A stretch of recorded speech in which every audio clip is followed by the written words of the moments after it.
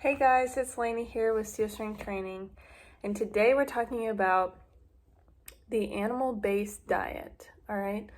It's very popular right now. Specifically, the carnivore diet is what is super popular, but the animal-based diet is different than the carnivore diet, and we're going to talk about the differences and similarities between the two, but let's go ahead and get into it. I also wanted to say Merry Christmas. I wanted to feature the Christmas tree this week because it's officially Christmas time and I am very excited and I hope you are too. All right, so first let's talk about what the animal-based diet is. So, I have my handy dandy dry erase board today that I've written out the food pyramid for the animal-based diet, all right? So at the bottom, this is what represents what you eat the most, all right? So we have red meat right here, and that's going to include beef, lamb, elk, deer, things like that. That's going to be the bulk of your calories, the bulk of what this diet is made up of, okay? The next thing is going to be light meat. So that's going to be things like chicken, pork, fish, and most importantly and specifically, liver and organs, animal organs, all right? Sounds gross, but it is very important to this diet, and that's going to be right here. Not because it's not, and something I want to emphasize, these aren't what's important based off of the diet, of the animal-based diet, or that red meat is the most important and fruit is the least important. They all play specific roles. However, the food pyramid is the quantity and how often you have it. So even though organ, most people who eat organ don't eat a lot of it because you don't need a lot of it to get the benefits that you need from it. So like some people eat literally 1 ounce of it and get the benefits that you need from it. All right, and then we have dairy, yogurt, and butter in this column. So this is going to be mostly high fat things, not as much protein, more fat. So that's going to be, butter, yogurt, dairy, any type of milk product. Normally raw milk is included in that most of the time. And then the last thing is going to be fruit. So you eat this the least of any of these ones, but it plays a very important role in the animal-based diet because it's giving you those good sugars and those natural things like vitamin C, those specific micronutrients that you don't get from these. However, fruit is a carbohydrate, and so the carnivore diet does not include fruit, veggies at all, hardly any carbs at all. And so the difference between the animal-based diet and the carnivore diet is mainly going to be that the fruit and veggie content is little to none, zippo. You do not get any vegetable, any fruit whatsoever on the carnivore diet. So this is kind of like a less extreme version of the carnivore diet. And so if someone wanted to experiment in getting to the carnivore diet, it would be easier if someone went from normal diet to the animal-based diet to the carnivore diet, if that was their eventual goal for whatever they were trying to accomplish medically. So that kind of explains the food pyramid. All right, so next I want to talk about the foods to cut out in the animal-based diet.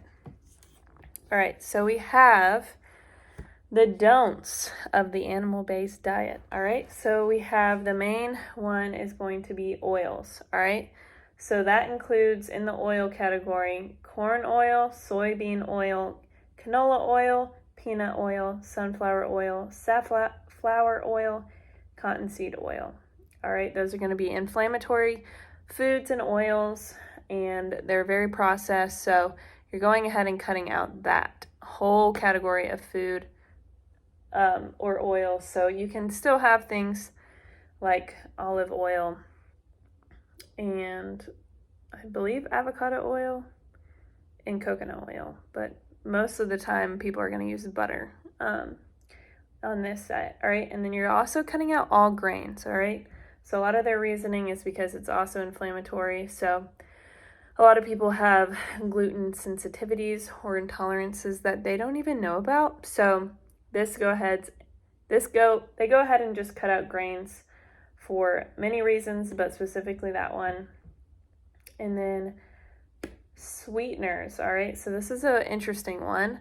They are cutting out all sweeteners. That includes stevia, that includes like monk fruit extract, all the natural sweeteners, but they're not completely natural, if that makes sense. They're still pretty processed, can be irritating to some people.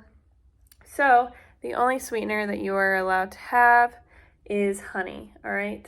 Honey is a natural sweetener that has natural occurring fructose in it, and they have some reasonings for why fructose is not as bad as people think it is. And so the doctor who presented this, Dr. Paul Sadino, I believe I'm saying that right. I will fact check myself. He talks about why he has a video on why fructose isn't necessarily bad in moderation, and so why we should go for things like honey before we should just drink a bunch of stevia to avoid sugar. All right, then we have vegetables. This is a controversial one. In this diet, you're cutting out all vegetables, and that's because vegetables can be problematic because of pesticides and toxins that are in vegetables. So some people say that vegetables actually hold a lot of toxins more than other animal-based things. So any toxin that's in our environment, vegetables and plant-based things are going to hold those toxins in them more than other animal-based type foods. So that's why they're cutting out vegetables, is because of those things. All right. And then any processed food, a lot of these are included in that, but that's just a general category of no processed food, only eating real single ingredient foods. And also, I didn't say this earlier, but salt is something that they really encourage and have in their sea salt in their food because you need it to live. So make sure you have salt too. Okay, so that's kind of the big list of the don'ts. All right, so now we're going to talk about Paul Sadino. He's a doctor who talked about and had participated in the animal-based diet. He talked about a couple mistakes that he's seen in talking to clients, talking to people who've done it, okay? Before I show you 3 mistakes that he mentioned, I want to say and emphasize that these aren't black and white rules and that these things don't work for everyone in terms of if these mistakes are actually mistakes for everyone, if that makes sense. All right. So he said not eating enough collagen is a big mistake that he sees in the animal-based diet, not eating enough carbs, and not eating enough organs. All right. So not eating enough collagen. So people aren't really going to go for things like bone broth, something like that. And that can cause issues. However, there are people who do well without collagen on this diet, and there's people who do well with collagen. So again, these aren't hard and fast rules, but I wanted to mention someone who's experimented more with this diet, how these mistakes are common occurrences that he has seen.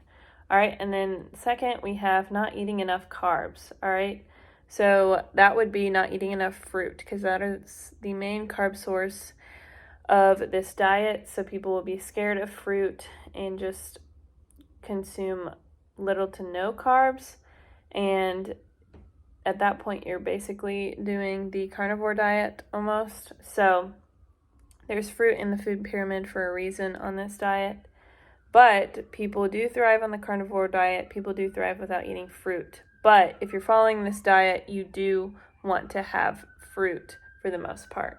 There's flexibility with this one more than there is on the carnivore diet. So that is the main thing to emphasize. All right, third, not eating enough organs. All right, this is a big one. And there's a diagram that I will include about the nutrient makeup of organ in just as little as a serving size. There is so much micronutrients in organ, which is so cool, and so cool how God made the body of animals and humans as well. There is so much different variety of micronutrients that you can get just from eating organs and red meats and other types of meats. So I thought that was really cool. I'll include that down below. But yes, I wanted to emphasize that. And again, these 3 mistakes aren't necessarily mistakes for everyone, but that is a common occurrence that is seen in people participating in this diet. All right, to sum everything up and conclude, I really would say if there's any diet that I am close to following, it's probably this diet. I definitely eat more fruit and I eat vegetables, so not exactly, but this diet would be something that I personally would want to try, or my family would want to try before trying the carnivore diet. I know it has worked for a lot of people on this diet with gut issues, inflammation, things like that. However, I want to emphasize, like I say in all my videos, there is not one diet that works for every single person on this earth, okay? Plant-based is not best for everyone. Animal-based is not best for everyone. Carnivore diet is not best for everyone. However, just like we've seen throughout history, there has been so many different people groups, like the hunter-gatherer people. They only ate animal-based foods, and that's where a lot of this animal-based diet comes from, is because people groups have thrived off animal-based diets, okay? And they didn't have the diseases that we have today. And so I think it's worth noting that it's not red meat. It's not,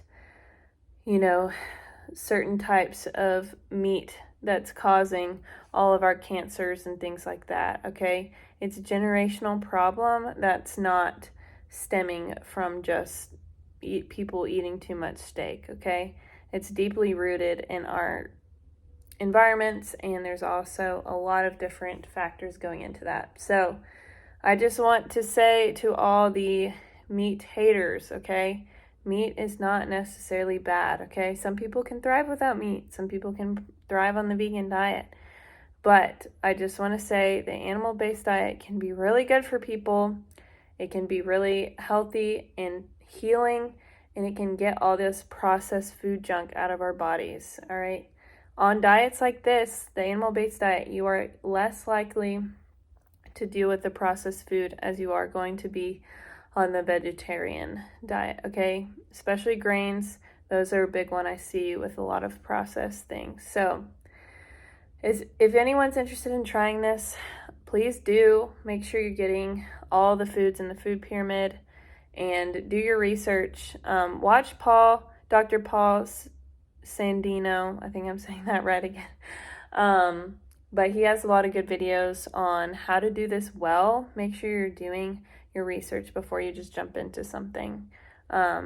So yes, if you have any questions, let me know. Thank you for watching this video, and I hope to see y'all in the gym soon.